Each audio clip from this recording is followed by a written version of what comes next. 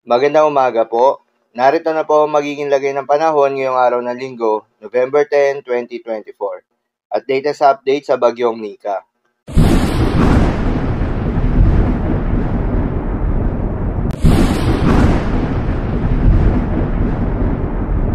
Sa kasalukuyan na tayo sa pag-asa, ang Bagyong Nikang ay lumakas pa bilang isang tropical storm habang patuloy na lumalapit sa ating bansa. Mga lugar na nakasailalim sa Tropical Cyclone Wind Signal number 1 na dagdagan pa. Ang Bagyong Nikang ay huling namataan sa layong 625 kilometers east ng Berac, Catanduanes.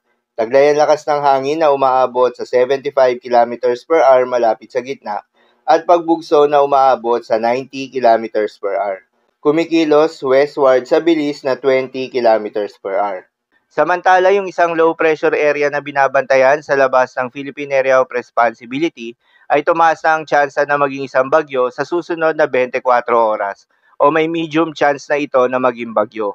Huli nga itong namataan sa layong 2,700 kilometers east ng northeastern Mindanao.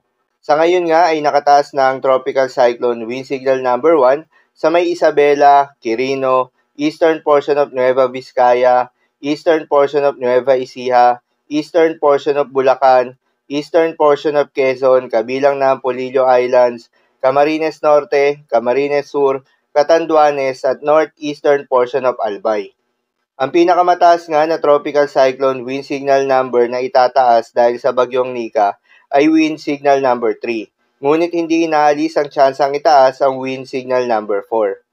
Bukod nga sa mga lugar na isinailalim sa Tropical Cyclone Wind Signal number 1, ay asahan rin ang mga pagbugso na hangin na dala ni Bagyong Nika sa may Batanes at Northern Cagayan kabilang na ang Babuyan Islands.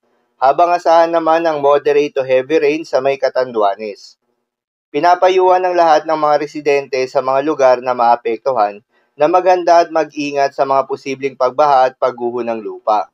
Para naman sa magiging lakas at paggalaw nitong si Bagyong Nika, inaasahang gagalaw ang Bagyong Nika sa direksyon na west-northwestward sa forecast period. Posible itong maglandfall sa Aurora o Isabela area ngayong Lunes ng hapon o gabi, kaya asahang mararamdaman ng bagyo sa malaking bahagi ng Luzon. Lalakas pa ang Bagyong Nika at maging isang severe tropical storm category ngayong araw.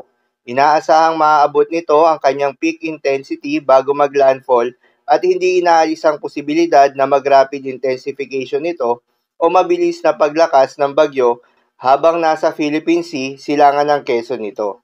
Hindi din inaalis ang tsansa na maging typhoon ito. Paalala lamang po na mga nasabing forecast ay posible pa pong magbago. Kaya naman patuloy lamang magantabay sa mga update nating ilalabas at ng pag-asa. Para naman sa magiging lagay ng mga dagat baybayin, ayon sa pag-asa ay wala pa namang nakataas na gale warning sa anumang seaboards ng ating bansa. Ngunit asahan na ang mahalo na karagatan na aabot sa 3.5 meters sa may seaboards ng Northern Aurora, Camarines Norte, Northern seaboards ng Camarines Sur at Catanduanes. Habang 3 metrong taas na mga pag-alo naman sa mga seaboards ng Isabela, seaboards ng Northern Aurora, Northern and Eastern seaboards ng Polillo Islands, at eastern seaboards ng Catanduanes. Dahil dito, pinag-iingat na yung mga kababayan nating mangingisda at yung may mga maliliit na sasakyang pandagat na papalaot sa mga nasabing seaboards. So yun lamang po para sa lagay ng panahon ngayong araw ng Linggo. Keep safe everyone.